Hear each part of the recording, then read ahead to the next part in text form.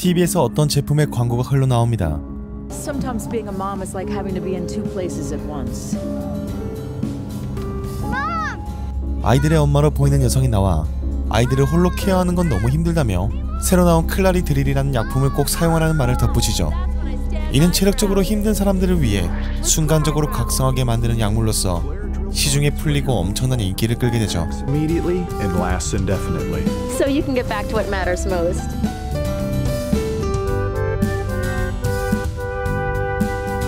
Don't risk another minute.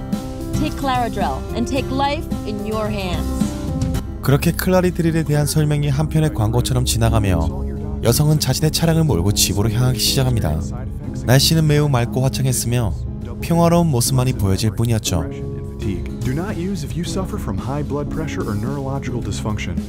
하지만 운전을 하던 여성은 어딘가 불편하고 불안한 모습들을 보이기 시작합니다. 그리고는 손을 뻗어 클라리 드릴을 찾기 시작하죠.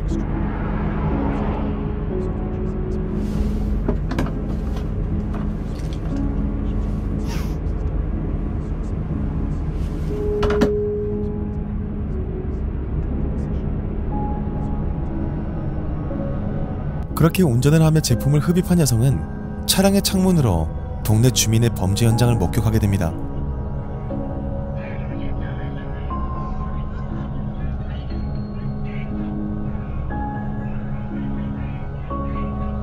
경찰들이 출동해 집을 수색하고 있었으며 정신이 나간 것 같이 보이는 남성은 소리를 치며 발악을 하고 있었죠.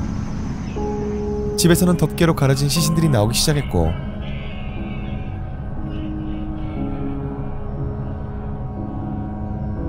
여자가 겁에 질려버린 그때 휴대폰이 미친듯이 울리기 시작하지만 그녀는 휴대폰을 무시합니다. 그리고 뭔가 익숙한 것이 도로에 떨어져 있는 걸 발견하고 급하게 차를 세워보는데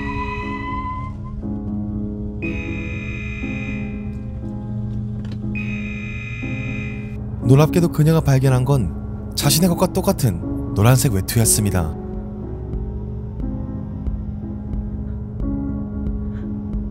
그리고 그녀가 바라본 정면엔 기괴한 모양의 포즈를 잡으며 뚫어지게 자신을 노려보고 있는 또 다른 자신의 모습을 발견하죠. 여자를 발견한 도플갱어는 그녀를 향해 미친듯이 달려오기 시작합니다.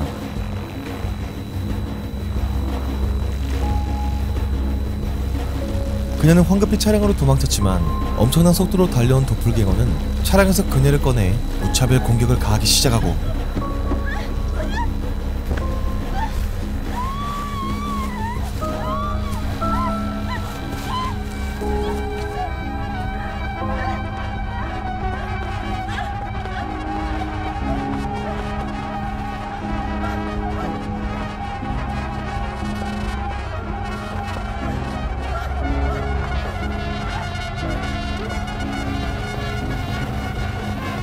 도플갱어에게 붙잡힌 여자는 이유도 모른 채 심각한 폭행을 당했고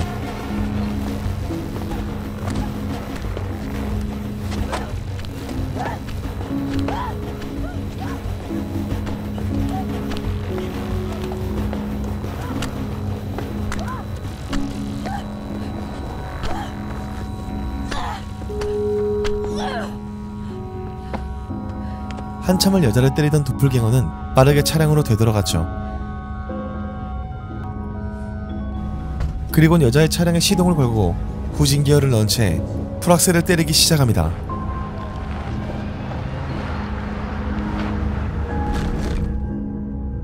도플갱어는 그대로 여자를 밟고 사라져버렸고 겨우 정신을 차린 여자는 피투성이가 된 몸을 질질 끌며 위험에 처했을지 모를 아이들이 있는 집을 향해 기어가기 시작하죠.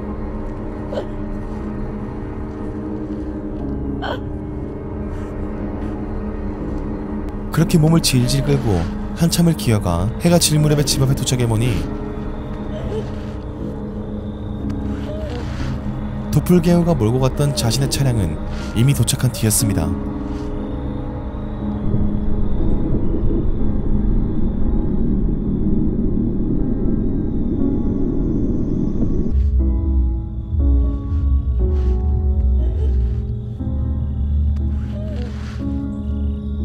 집에 돌아온 도플갱어는 이상 증세를 보이기 시작하죠. 집에 걸려있는 가족 사진들에 낙서를 하기 시작하며 딸아이의 사진을 뚫어지게 쳐다보다 사진 속 자신의 딸이 취하고 있는 포즈를 똑같이 따라하기 시작합니다.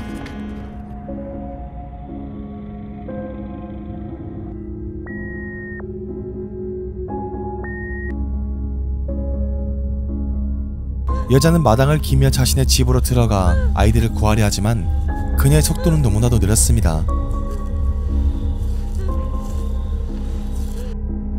그러던 동안 아이들은 이상해진 엄마와 점점 가까워지며 그녀는 마치 꿈을 꾸듯 기묘한 장면을 머리에 그리게 되죠.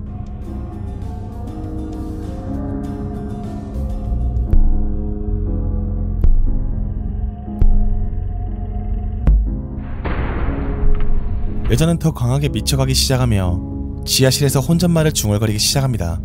그 내용은 어떤 남성에 관한 이야기였죠. So, anyway, we went out about 2 weeks ago, and I met this great guy. He was awesome. 그렇게 여자는 더욱 심하게 정신을 잃어가기 시작하며 지하실과 온 집에서 난동을 피우며 기괴한 행동을 보이고 동시에 자신과 또 똑같이 생긴 여성이 전화기를 향해 계속해서 소리를 치는 장면이 오버랩되며 끝에는 피투성이가 된 채 경찰의 사이렌 불빛이 얼굴에 비춰지는 여자를 끝으로 이 작품은 끝이 납니다.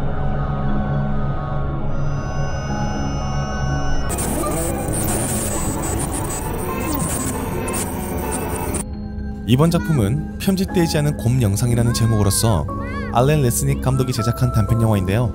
전에 올린 이 집에는 사람이 있다 라는 단편영화가 올라오고 1년 후 올라온 영상으로서 이번 영상에 대한 해석을 먼저 해보자면 우선 이 단편영화에는 숨은 힌트들이 상당히 많이 존재하고 있습니다. 큰 틀에서 보자면 클라리 드릴이라는 약품이 시중에 풀리며 수많은 사람들에게 팔렸지만 주인공과 같은 심각한 부작용이 나타나기 시작했죠. 이는 운전하고 있는 여자의 차량 뒷좌석에 놓여진 수많은 빈 약통들이 보여주고 있습니다. 그럼 여자를 공격한 도플갱어는 무엇이냐? 그건 약물에 심하게 중독되어 그녀의 폭력성을 나타낸 또 다른 자아죠. 다시 사건을 시간 순서대로 정리하자면 주인공이 지하실에서 만났다고 중얼거린 그 남성은 So, anyway, we went out about 2 weeks ago, and I met this great guy. He was awesome. 여자가 차량을 타고 가며 경찰들이 모여있던 집의 주인이었습니다. 그녀는 약물이 중독된 채로 그의 집에 들어가 총기를 훔친 후 남성의 가족들을 모두 의자에 앉힌 채 총으로 쏴서 살해했던 것이죠. 물론 머릿속에는 빈 의자에 재미있는 총놀이를 하는 것처럼 묘사된 것도 그러한 이유 때문이라 보입니다.